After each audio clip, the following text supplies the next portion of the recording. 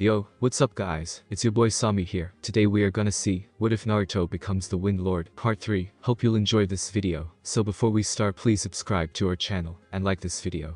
So let's get into the video. Kakashi slowly opened his eyes, and stared up at the tsunami. About the time you woke up, she said. She then turned her head towards a flight of stairs. Hey, he's awake, she said in a slightly louder voice.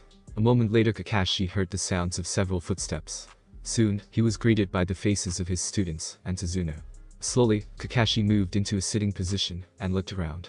If his guess was right, he was in the living room of the house that Tazuna lived in. There was a flight of stairs that told him this was a two-story building. He could see the kitchen that was empty, except for a table, some cabinets, and a few modern conveniences. The furniture looked old and patched up. It looked like Tazuna wasn't kidding about being poor. "Good to see you up," said Tazuna. "Don't worry, you're safe here in my daughter's home. I doubt that Gato will send anyone else after you defeat that." "Maybe," said Kakashi with an air of uncertainty. He then looked at his students. "You all have done well. But Naruto, you shouldn't harm your allies, or argue with your sensei in those kinds of situations. Don't you think you're being a bit hard on him?" asked Tazuna. "He did get you out of that mess after all. And besides, you won. He could have gotten us all killed," said Kakashi. Naruto was about to say something when a new person entered the room. "Inari," said Tazuna, as he looked over at the boy. He was wearing green overalls and a blue shirt. On his head was a hat. "Everyone, I would like you to meet my super grandson Inari." "Inari, these are the people who risked their lives to save me." "There's no point," said Inari. "To what?" asked Anko with a raised eyebrow. "What you are doing," answered Inari. "No matter what you do, Gato will kill you." And with that he turned around and headed out the door. "Inari, wait," cried the boy's mother as she raced out the door after him. "Humph," said Sasuke.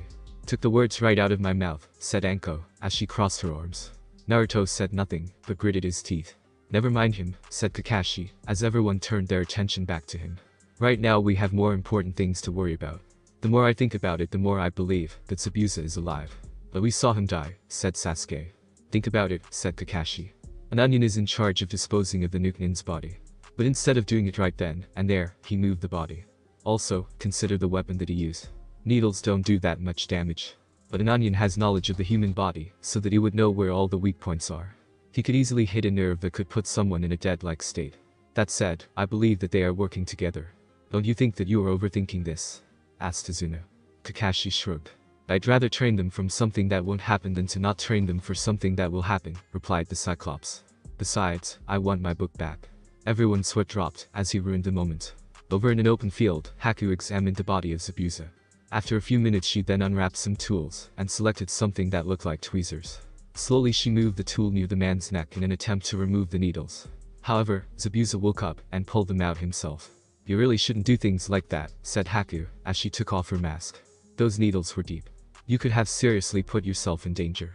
Also, I reached into the large men's pants pocket and pulled out an orange book. "If you have time to grab something like this, then you have time to kill your opponent." "Asate, shut up," stammered Zabuza as he tried to get the book back. It was bad enough that the girl was scolding him like a child, but finding out he had porn was even worse. She just didn't understand that he was a man with needs. And since they were on the run, he couldn't stay in one stop long enough to meet a woman. So that book would have to do. Unfortunately for him, Haku wouldn't let him get his hands back on the book. "I would have had him if it wasn't for that with the Raijin." "Oh," said Haku with interest. "So that was the Raijin. I always wondered what it looked like." "The Raijin," said Zabuza, as he continued to try and grab the book. "One of the 5 great elemental weapons. Each one, like the cages, represents one of the 5 great shinobi nations. I had heard that that sword had been returned home. But I never thought that a kid would have it. A flying kid at that. Now I have one more reason to go after the bridge builder. With that weapon I will be one step closer to reaching my goals." "The Raijin or the blonde?" asked Haku. "Maybe both," said Zabuza with a grin. He could see it now. The blonde could fly into the village and drop exploding tags all over the place while he snuck in. Then with the Raijin he could kill the Mizukage and take his place. "Well, you're not doing it anytime soon," said Haku in her serious voice. "It will take at least a week for these wounds to heal." She then smiled sweetly at Zabuza. "But don't worry, my cooking will speed things up a bit." Zabuza began to sweat bullets when Haku said that. She was an amazing shinobi, but was useless in the kitchen. The last time she had made him anything he could have sworn that it blinked at him. And now, in his weakened condition, he couldn't escape. Personally, he was wishing that Kakashi had gotten to him first. Elsewhere, Team 7 made their way into the woods with Kakashi on crutches. The Jonin's 3 students walked ahead of him while he talked to Tazuna, who had come along just in case. Hey Kakashi, do you have a problem with the super midget? Asked Tazuna. No, answered Kakashi. Why do you ask? Well, I've seen you put him down several times, said Tazuna, as he took a swig of sake. You just seem harder on the boy.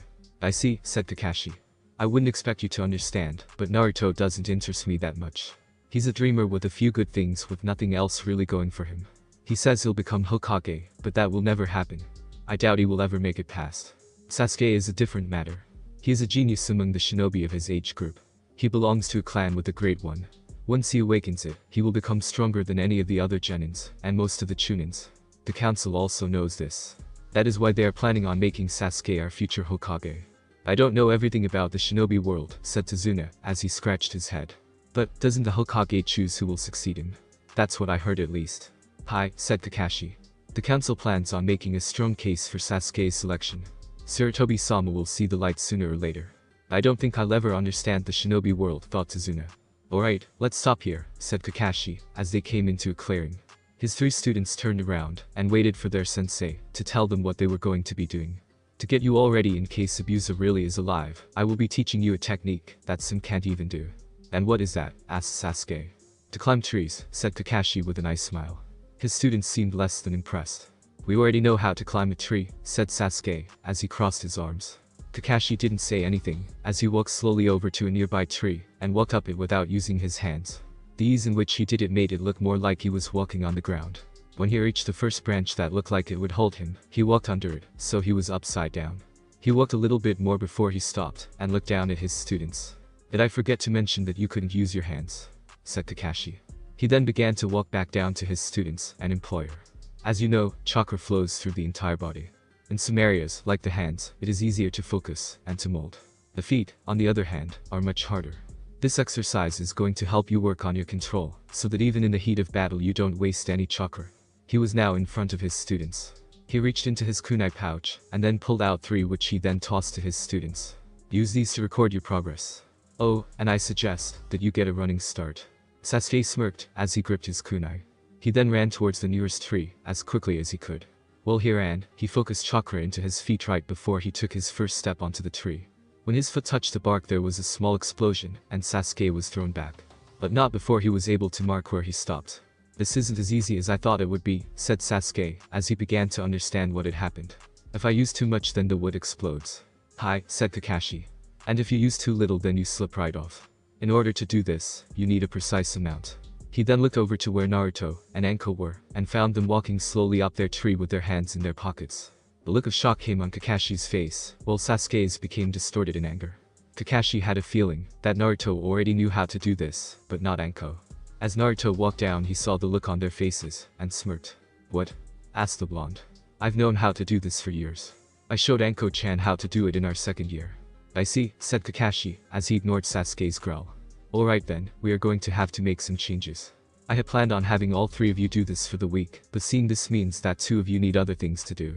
Sasuke, I want you to keep working on this until you have mastered it. Naruto, when Sasuke is done I want you to teach him one of your. Like hell I will. Yelled Naruto. Kakashi just gave the boy a lazy look like he didn't care. Naruto, he said firmly. This is not a request, it's an order. I would do it myself, but I'm in no condition. And I don't want you to teach him anything useless like the Warrick no Jutsu that I have heard about. Naruto balled up his fists so tightly that they began to bleed. Kakashi saw this, but said nothing as he turned to Anko. You will be on guard duty starting tomorrow. But what about my training? She demanded. Train while you guard him then, said Kakashi, as he turned around and began to walk away with Tazuna. As he walked with Tazuna, Anko gave him a one-fingered salute. So, said Tazuna once they were out of range. Explain to me how that super brother is the best when he needs the help of the hopeless dreamer. Kakashi groaned. Just show me where I can get a new book, he said. Tazuna sighed. I'm sorry to say this, said the old bridge builder. But Gato hogs all of those books. There's not a single one in this country. At that, Kakashi screamed. Teammates stood before the Hokage as they finished their debriefing. Since Team 7 left there had been an increase of available missions. D-rank missions were few, since most people figured that they would just save some money and do them themselves. However, the ones that were given out were the ones that no one really wanted to do. That was just how it was. Good job teammate, said the Hokage as he smiled at them. Daimyo's wife is very pleased to have her cat back. Again. Now, I have several other missions that I could give you. He paused there simply for the effect. What do you mean by could give? Asked Kurenai. Today teammate will be going on its first C-rank mission, said Sarutobi. The Nami shipping group has been hit by a number of pirates lately, and has lost their last several shipments. To correct this, they have put out posters looking for people to act as guards, and have asked us for additional assistance. We will be paid the usual, and you will be getting a tip of 1,000 ryo for each pirate that you kill or capture. Where is the ship heading? Asked Kurenai. The ship is heading to a small island near the former Yuzu no Kuni, replied the Hokage. In reality he had wanted Team 7 to go with them, but his concern for the reaction of Naruto's tenet caused him to reconsider. After all, Kyuubi was the one who was responsible for that land's destruction. The pirates don't usually attack ships in that area, since few venture to that area, so it should be safe. Once you get to the island you will begin your next mission. We get 2 C-rank missions, exclaimed Kippa. What's the other one? Yorichi-san will inform you of the details when you reach the island, said Sarutobi. He then looked at Hinata. Yes, she will be joining you on that mission. You leave in 1 hour. You heard him, said Kurenai, as she turned to her students. Be at the north gate in 1 hour. The genins bowed before the Hokage, and then rushed out the door to get ready. Once they had left, Kurenai turned to the old man, and stared at him. I want to know what this second mission is about before I send my team into it. And why are we meeting up with Yorichi? The Hokage seemed to ignore her, as he pulled out his pipe. He lit it, and then took a long grab. He studied the woman before him for a while before taking one last drag. Very well, he said. You can't tell anyone about this mission. You and your team are to protect Hinata while Yorichi attends her clan's meeting. Kurenai blinked in confusion. That had not been what she was expecting. Wouldn't she be safer in the village, she asked. I had better explain, said Sarutobi. As you know, Yorichi is the niece of the current daimyo. For most of her early life, she was pampered and brought up to be one of the nobles. Then, one day when she was 9, she was nearly killed in an assassination attempt. She was saved, luckily, by one of our shinobi. After that, a spark was lit that couldn't be extinguished. She wanted to become a shinobi despite her family's objections. However, they eventually gave in, seeing that she would never be able to become daimyo. But things are different now. The current daimyo has no children of his own. Unless this changes, his brother will remain next in line with Yorichi in third. However, it is most likely that her father will be too old to take the throne if that happens. To decide the best course of action, the clan is having a meeting on the island that you are heading to, so that it will remain a secret. I see, said Kurenai, as she nodded. But what does this have to do with Hinata? There's also another thing that they will be talking about, said the Hokage. The daimyo told me, before he left with Yorichi, that they wanted her to formally adopt Hinata as her daughter. What? Kurenai practically screamed. He seemed surprised, observing the Hokage. To say the least, I breathed Kurenai. Don't get me wrong, I'm happy for Hinata. I'm just surprised that they want her now after all this time. The Hokage took another drag before continuing. If Yorichi is moved to second in line for the throne, she will need a successor, said the Hokage. The life that woman leads is a dangerous one. Not to mention her personality. She has never been married, nor has she had children of her own. Maybe they're hoping that adding some Hyuga blood will help their family. So why is her life in danger? Repeated the red-eyed woman. Yashi, said Sarutobi simply.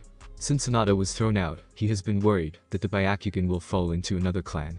If that happens, some of the branch members of his clan might try to get their children into the other one to save them from the birdcage seal.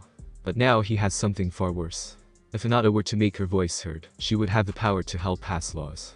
She could help create a law that would banish the birdcage seal once and for all.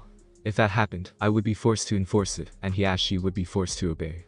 If he finds out where and when the meeting is taking place, I am sure that he will try his best to have her killed beforehand.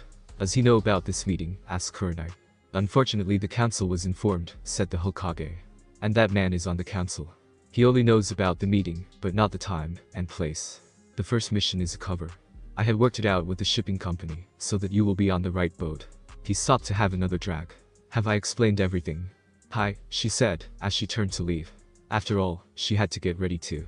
Naruto was lying on his back on a thick tree branch on the other edge of the clearing where Sasuke was training.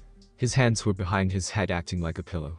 Anko had gone on her own to work on some snake, while muttering something about lazy senseis. At least things were quiet. So quiet in fact that Naruto decided to take a nap right before he began his own training. Slowly he drifted into dreamland until... Get down here, dope, yelled Sasuke from the ground.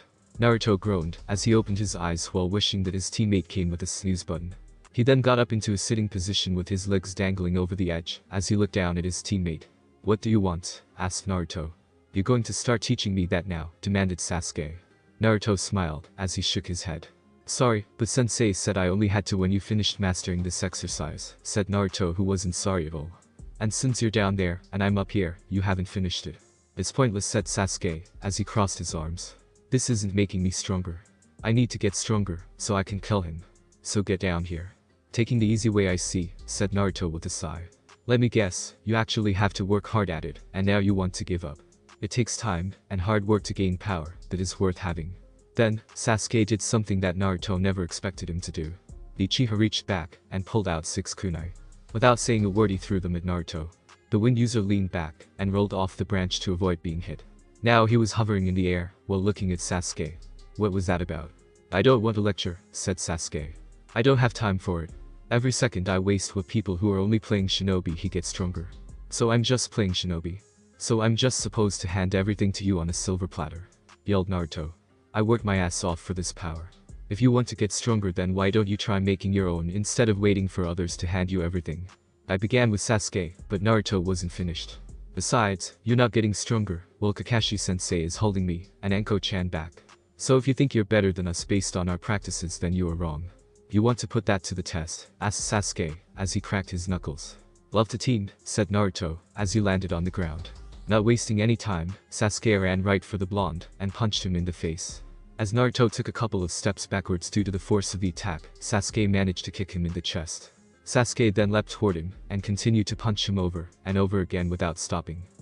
Punch in the face, this the best, punch in the gut, you, another punch in the gut, God, taunted Sasuke. He was about to punch him in the face again, when Naruto's hand grabbed the other boy's fist. Naruto stared at Sasuke. A small trickle of blood came from his mouth. His left eye seemed to be half open. In a single motion he pushed Sasuke away. Hardly, said Naruto before he shot straight up into the air. Sasuke watched him, as he became nothing but a small dot. What is that doubt? Asked Sasuke aloud. Naruto stopped shortly before he hit the cloud line. Once there he began his pre-fight ritual. After all, you had to get into the right mood when you do things like this. Naruto closed his eyes and took a deep breath. He then opened his eyes, and a fearful smile appeared on his face. Sasuke stared at the dot that was his teammate. For a while it remained stationary. The Uchiha then began to wonder what was going on. Was his teammate going to run away? Did he have a plan? Was he going to use a long-range attack? His thoughts were then cut short when the dot began to get bigger, as Naruto fell to the ground at amazing speeds. He then veered left, and Sasuke lost sight of him due to the canopy that the forest created. Then, from Sasuke's right, Naruto came flying towards him like a human bullet, veering around so he didn't hit the trees. Sasuke grabbed his last kunai and threw it at Naruto. Sasuke watched it as it hit Naruto in the forehead. However, a moment later Naruto went poof. Kage Bunshin, said Sasuke with gritted teeth. Sasuke's eyes then widened right before he did a backflip to avoid another Kage Bunshin that would have hit him from behind. When he landed, he saw another clone coming from straight towards him and another coming from the left. Sasuke dodged at the last moment so that the two hit each other. Sadly, this time there was no proof, but a boom instead. The force of the explosion threw Sasuke like he was a rag doll as he landed on his chest. Slowly he got up and noticed Naruto was leaning against a tree with his arms crossed. Are you done yet? He asked with a grin. Hardly, replied Sasuke as he charged at Naruto. Naruto got off the tree and began to do some hand signs. Then he yelled, "Ton, Tatapa," and a great explosion of wind came and swept Sasuke into the air. He landed hard on a tree with enough force to hear a bone or two break. Then the next thing he saw was Naruto flying towards his feet first, aimed for his chest. When it hit, Sasuke's face was the picture of pain right before he went poof and was replaced with a log. Naruto turned around and saw Sasuke on his knees, panting hard. Then he saw Sasuke pull out some shuriken, and then he threw them at him. Naruto smirked as he began to do several seals before shouting, "Ton, Kazutate." A twister appeared around Naruto and deflected the attacks that Sasuke threw at him. How? Asked Sasuke as Naruto faded. These were the first that I ever learned, replied Naruto. I know one other, but I don't think I'll need it. You done? Not yet, snarled Sasuke as he got up. He then began to perform his own hand signs and then yelled, "Kaden. Takaku no jutsu." Naruto saw this and yelled, "Ton, Tatapa." Sadly, as soon as Naruto did that, he remembered what happens when you use wind to fight fire. The two hit each other and caused an explosion as the fire ignited the wind. When the smoke cleared, the clearing had suddenly become a lot bigger. Sasuke was knocked out and Naruto was about to lose it as well. Somehow I know I'm going to get in trouble for this, said Naruto as he closed his eyes. "Idi," cried Naruto as Anko bandaged his arm. It was now late at night, and the two boys were getting their injuries treated. Naruto was in the living room with his shirt off while Tsunami helped Anko with the first aid. Kakashi was in another room upstairs while he took care of Sasuke. "Quit whining," snapped Anko. "Geez, couldn't you have just blown him up?" Maybe, said Naruto with a smirk. But it wouldn't have felt as good. Naruto turned, as far as he could, to look at Tsunami, who was applying alcohol to his back. Sorry, she said. But I don't want one of my father's bodyguards getting an infection. You'll just have to bear it for a while. So, said Anko, as she got Naruto's attention back. What do you think Sensei will have to say about this? The way she said Sensei sounded like it was forced, and it was no surprise. Their attitude towards Kakashi had dropped, and was not stopping. Most likely he'll yell at me for harming Sasuke, said Naruto, as the girls finished their work. He then grabbed his shirt, and put it back on. He might even go as far as threatening to send me back to the academy, or making sure I'm kicked out of the shinobi program. Well, if that happens I'll be right behind you, said Anko, as she stood up. Naruto's face went red, as he was in a very good position to see her panties, but said nothing. If being a shinobi means having to put up with dicks like him, I say forget it.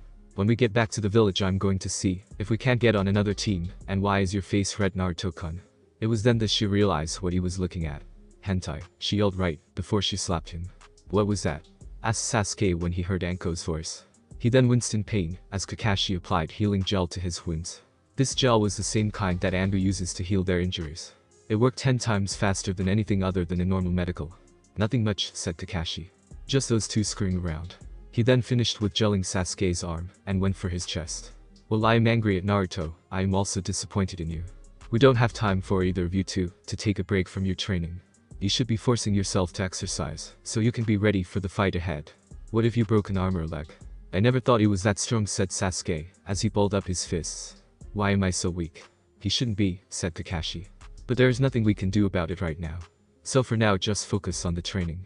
Now lie down, and get some sleep. As Sasuke did, as he was told, Kakashi turned around to leave. Sasuke laid down with his eyes wide open, as he stared at the ceiling.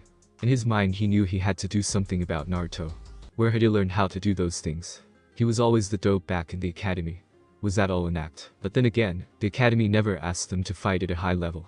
What was it that made him so strong? Sasuke gritted his teeth, as he came to one conclusion. No matter what it took he would gain the strength he needed, even if it meant making his own. Kakashi walked down the stairs, and saw that Anko was stomping Naruto.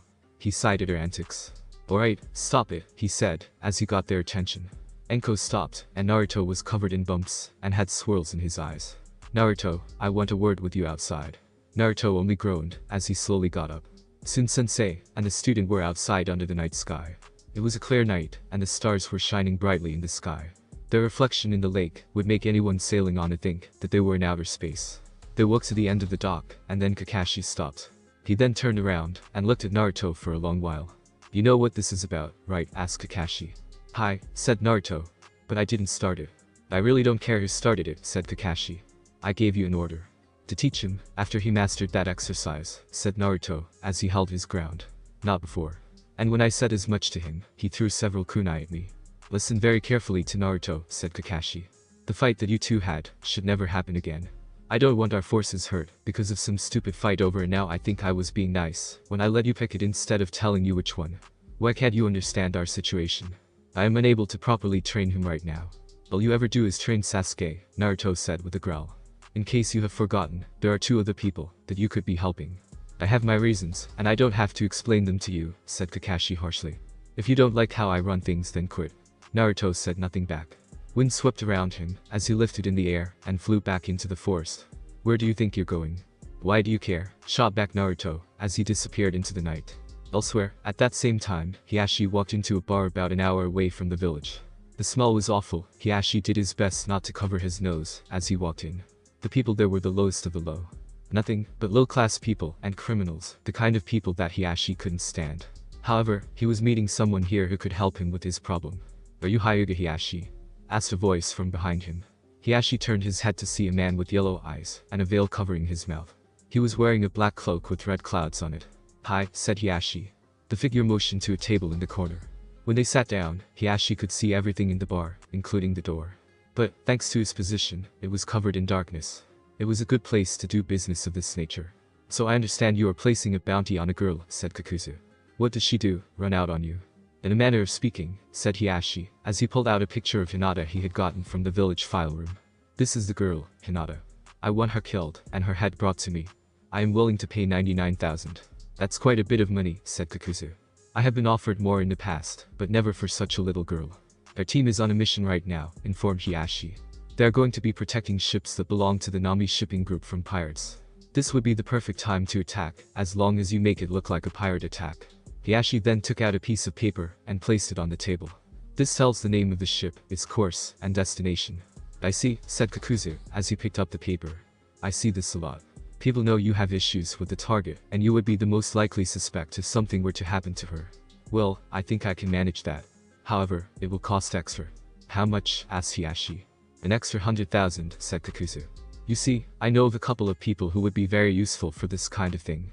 I thought I was hiring you, said Hiashi, as he narrowed his eyes. Kakuzu laughed. If an S-rank Nukenin was seen killing this girl, they would be able to trace it back to you, said Kakuzu. Don't worry, I have seen them take care of several other people. I'm sure they can take down Jenin and her teammates if they get in the way. Hiashi sighed. Very well, he said, as he rose. 199,000, then I see her head. With that, the head of the Hyuga clan left for the door and was gone. Kakuzu smirked under his mask. This was the easiest bounty that was ever offered to him. The Akatsuki's funds were looking good thanks to him. Now all he had to do was contact Hashigaki, Hisam, and Michi. While they were both only 14, they were well trained and eager to help out in any way. Best of all, they were only ranked as C-class Nukenins, so that it wouldn't look too suspicious to see them in an act of piracy. It was morning the next day, as a small boat floated in the sea. In the boat was a dirty-looking man with a black beard, a captain's hat, and a compass that didn't point north. There was a heavy fog on the surface that was so thick you couldn't see more than several feet ahead of you. Where's the rum? He muttered to himself. But this man plays no part in this story. He just got lost and accidentally crossed over into the wrong fanfic. I don't like the sound of that, said Captain Jack, as he looked at what was just written. Suddenly, a large ship came into view. It was one of the ships that belonged to the Nami shipping group. A moment later it rammed into the smaller boat. On the deck were Kiba along with Akamaru, Shino, and Hinata. They had just left the port and were now waiting for their sensei to get down talking to the head of the Nami group. About 20 minutes after talking, Kurenai came out of the captain's quarters along with a Nami sailor named Dreamer. He was a balding man dressed in a simple brown kimono. His eyes looked like they were closed, and smiling at you gave him a friendly appearance. Don't worry about anything, Nami-san, said Kurenai, as she presented her team to their employer. My team can handle this mission. You sure seem confident, Yuhi-san, said Dreamer. He then looked at Kiba for a moment. Please make sure you clean up after your pup, and keep him out of the storage room. Understand? Hi, said Kiba, and Akamaru barked in agreement. Ryumaru nodded, and then looked at Shino. You seem serious enough, he said. But can I see well enough in those glasses? Hi, said Shino in an emotionless voice. Ryumaru nodded again, and then looked at Hinata, and stopped. He seemed to be slightly nervous, as he stared at her eyes for a while. He then turned to Kurenai. I was never told there was a Hyuga with you, he said sternly. Is there a problem with that? Asked Kurenai sharply. No, said Ryumaru, as he waved his hands. You see, some of my customers would like their shipments to remain private. It's like the mail, you wouldn't want someone peeking in letters, would you? I have a reputation to maintain. If my customers thought that I was looking and going through their shipments, then I would lose my business. I understand your concern, said Kurenai. Hinata was disowned from her clan years ago, so that is why you are just finding out now. As for your shipments, my students will not be going anywhere near them unless they have to. That's the best I can hope for, said Ryumaru with a sigh. He then turned to the Genins again. The shipment that you are protecting is very important. The crates below are being shipped to some of the nobles, as well as several shops on the island. This trip will last about 6 days. On day 5 we should be able to see Yuzu no Kuni. Once that happens we will be in the clear. Why is that? Asked Kiba. Have you never heard of Yuzu no Kuni? Asked Ryumaru. Kiba shook his head. Years ago, Kyuubi no Kitsune attacked and destroyed it. The gasp was heard from both Kiba and Hinata. Shino just looked the same. After the attack was over, the plants began to die, and the soil was deprived of all its nutrients. This left the survivors in a wasteland. Those who survived either moved to Hai no Kuni or Mizu no Kuni. While the land is empty, it is believed that those who venture too close will be cursed. Then why are we going in that direction? Demanded Kiba. Because it's rubbish, said Ryumaru. The only people who believe that are idiots. But people must prefer to be safe than sorry. With that he turned, as walked back to the captain's quarters.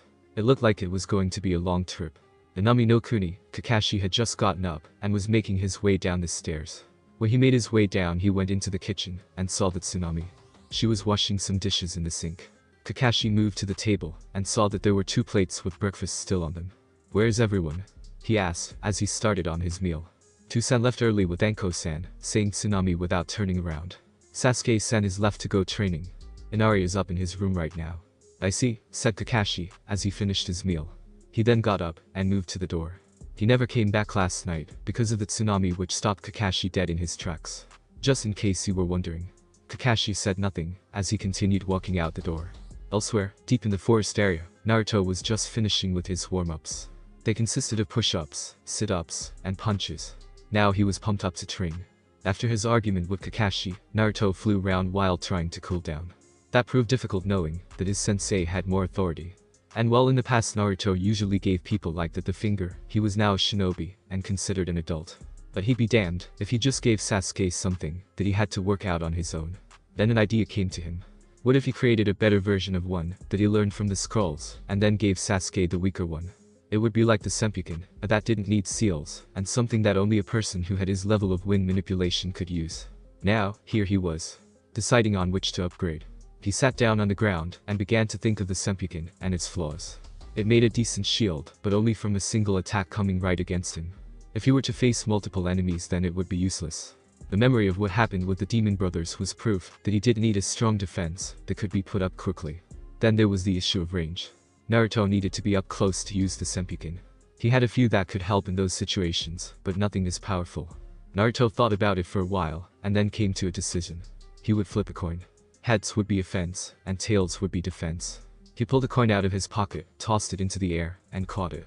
He then looked down, and saw it had landed on tails. One problem done, said Naruto to himself. Now he needed to figure out how he was going to do it. Naruto closed his eyes, as he remembered how he created the Senpuken.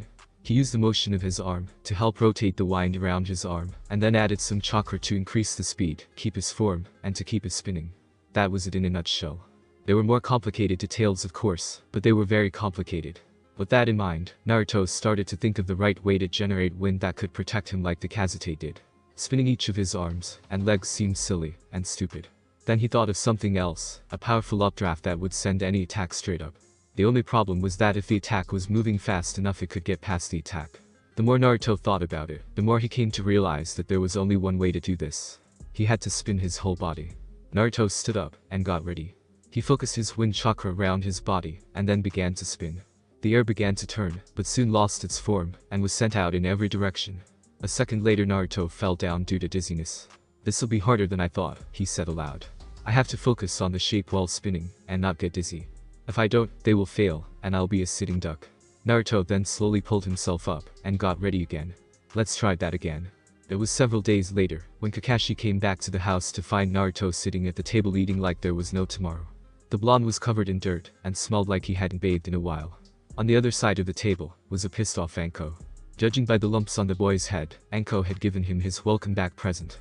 Sasuke was brooding over his meal. "I thought you quit," said Kakashi, as he took a seat. Naruto stopped eating and glared at his sensei. "Who the hell said I quit?" asked Naruto. "I just went out to train, because your method sucks." A tick mark appeared on Kakashi's head. Naruto went back to eating when Inari entered the room. "Why do you all do it?" shouted Inari, as he stood in the doorway of the kitchen. "What you are doing is pointless. Geto will just kill you no matter what you do." Naruto stopped eating. "So, what's life without risks?" he asked. "The odds are against us, so what? Like hell I'm going to fail on my first real mission." "That attitude of yours is really pissing me off," swore Inari. "What do you know about us? You think it's easy living like this? You think a little bit of training can help us after all Geto has done to us? No matter what you do, he can be beaten. So there's no point in trying." Naruto lowered his head, so that a shadow covered his face. Slowly the room became colder, as he fought to keep his killing intent at bay. "You're right," said Naruto, as he slowly got up. He pushed in his chair, and headed for the door. "I don't know what you have gone through. It must have been tough." But Naruto was now right in front of Inari, as he lifted his head. Now Inari could see the rage in his eyes. "You don't know shit about me. You think you're the only person who has ever suffered. Trust me, there have been people who have had to deal with much worse with much less. You still have your mother and grandfather. So stop being a crybaby, and do something or stay out of the way." With that, Naruto went to the door and left. Inari, after a moment, left as well. Later that night, Anko found the boy on the roof. She walked over to him and stood behind him. "Well, you got off easy," she said with a smirk. "Trust me, I've known that blonde since forever. I remember the first time we met. One of the teachers threw hot water all over him when he went to make his lunch." Inari turned his head to look at Anko while she continued with her story. His skin was bright red, and his clothing was damp. Almost all the other kids were laughing at him. But you know, despite how bad his first day was, he went right back there the next day. Hell, he even got back at the teacher who did that to him. With my help, of course. He was right about you not being the only one who is suffering. I'm a descendant of a famous trader to my village, and so the villagers don't treat me so well. And I don't have any parents to go home to. Naruto-kun is in a similar boat. The villagers hate him twice as much as they hate me. I don't know why they hate him, but I have never seen him give up trying. In spite of everything that has ever happened to him, he is still willing to put his life on the line for them. I guess that's what I really like about him. Anko then started to move away from Inari. And that's why he hates people who just give up just because it looks hopeless. We both do. And with that, she left Inari out at night. All alone. Haku was in the field looking for herbs, while wearing her bright pink yukata. Her hair was undone, as well. She was looking for something to help Zabuza with some stomach pain he was having. At least Gato had a much worse reaction to her cooking. After eating one bite of it, he was rushed to the emergency room to have his stomach pumped. Well, Zabuza-sama did warn him not to eat it, said Haku with a sigh, as she continued to walk. Maybe I should take some lessons someday. Then they began to brighten up. Then, Zabuza-sama will love my cooking. He'll love it, so much that when he becomes the Mizukage I'll be his private chief. She then stopped in a clearing that looked like a disaster zone. Large pieces of earth looked like they had been pulled out, thrown into the air, and then dropped back to the ground. Almost all the flowers seemed to bend away from the center where a blonde boy lay sleeping. Haku slowly walked over to the boy to examine him. Her eyes widened in surprise when she saw that it was the flying boy. She took a deep breath as she tried to decide on what she should do. Kill him, and take the weapon. But, what if he didn't have it on him? Also, didn't Zabuza mention that he might also want the boy for his special ability? But then again, he did shock him. She should kill him for that alone. But then again, screamed Haku, as she clenched her head. I don't know what to do. Try keeping it down, mumbled Naruto in his sleep. Haku looked at him while her eye twitched, and tick marks appeared on her face, and fists. Wake up. She yelled while punching him in the air. A few moments later, Haku was bowing before Naruto who was in a sitting position. I am so sorry. I don't usually lose my temper like that. I just have a lot on my mind, and I'm worried about someone I care about. No problem, said Naruto with a grin. I've gotten worse. You can call me Naruto by the way. I am called Haku, said Haku, as she rose to her feet.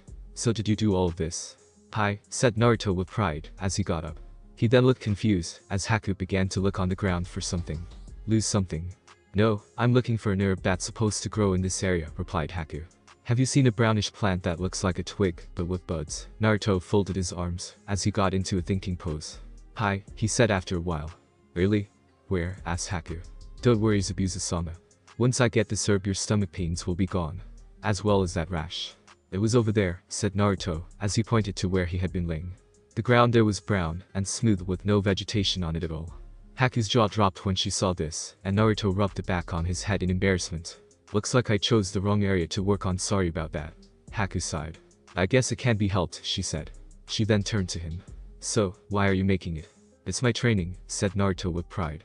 I'm trying to get stronger so I can one day reach my dream of being Hokage. I see, said Haku. But, do you have any precious people? What are those? Asked Naruto. They are people who are the most important to you, replied Haku. They are people you want to protect and become stronger and better for. Naruto closed his eyes as he began to think of Hinata, Anko, Iruka, Sarutobi, and even Hanzo. Seeing the look on his face, Haku smiled. I think you understand, Naruto-san. And with that she left. Wake up, Naruto-kun, screamed Anko at the boy. Last night Naruto had come back late and had fallen asleep the second he walked through the door. Tsunami had gotten him in bed, but was confused by the large grin on his face. And here they were the next morning, trying to get him out of bed. Free Raymond. Still, not a stir. Well, he's not getting up. It doesn't matter, said Kakashi, who was now fully healed. Just leave him here for now. We have a bridge to guard. With that Sasuke, Anko, and Kakashi left with Tazuna towards the bridge. Remember the plan? Asked Zabuza. Hi Zabuza-sama, answered Haku. Good, this is our last chance with Gato, and we need the money, said Zabuza. Just wait for Kakashi. I'm going to stick this sword of mine right up your ass for what you did to me. That would be unpleasant, said Haku. For the sword I mean. Next time. Battle on two fronts. Pirates and Yuknin Zomai. Thanks for watching my video, leave a like if you enjoyed my video, and also do consider subscribing to my channel for more awesome content. See you next time, till then sayonara.